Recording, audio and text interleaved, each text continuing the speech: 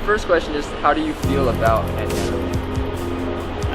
I think it's unfortunate that we have to do that. So I feel like it's something that definitely needs to be addressed in this community.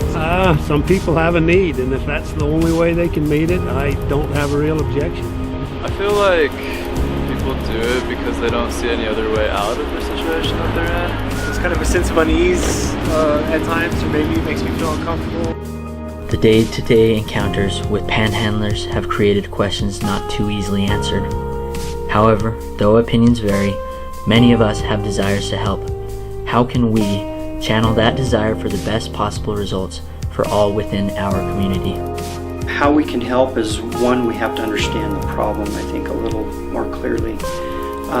There's a lot of services that are available that have been formed and fashioned by the community, many of those embodied here at the Food and Care Coalition.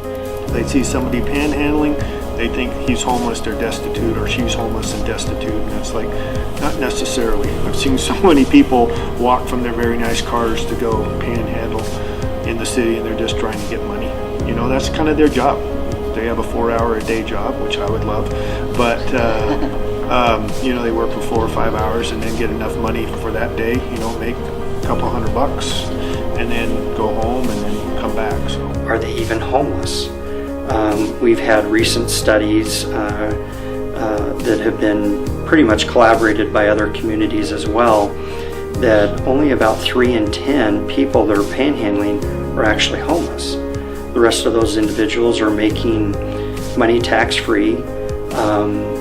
It's kind of an uncomfortable thing. I think that's one of the challenges for the public, is if we continually feed the problem, it's only going to get worse. we had a lot of the businesses complaining, and they actually saw a decrease in their business, walk-in business, especially during lunches and things like that. And we asked them to keep kind of track of that to see if it did affect their business, and there was from several businesses, because people just didn't want to deal with or didn't feel safe walking in that area. There are so many panhandlers in that area. And I think we have to look to the intent and of the panhandler, and are we being manipulated by the panhandler? That's not always the case, but in a lot of instances we are. Be courteous, say hi to them. They're still people, and we still respect them. They're asking for money, and just tell them no. We have a Food and Care Coalition here that supplies food and care, showers, bedding, just anything that they need to basically survive.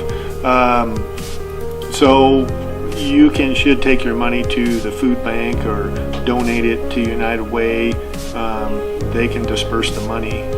We found that if you give $1 to the food bank, your dollar will go 3 times as much, so it would be the value of $3, because how they purchase food and all that is the value is a lot higher for your dollar.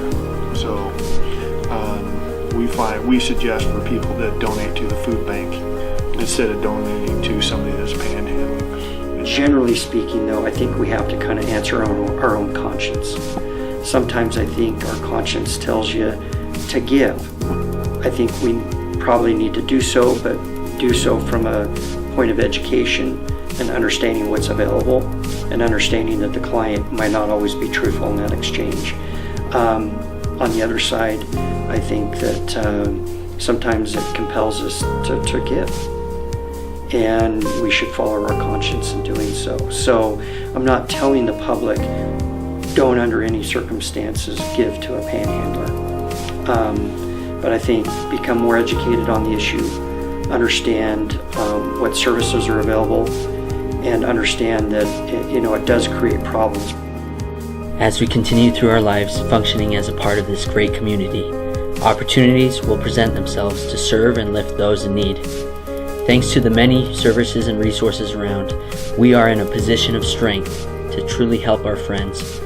We all make up the fabric of the greater community and must continue to make decisions of greatest impact for good. Perhaps the panhandling problem will persist.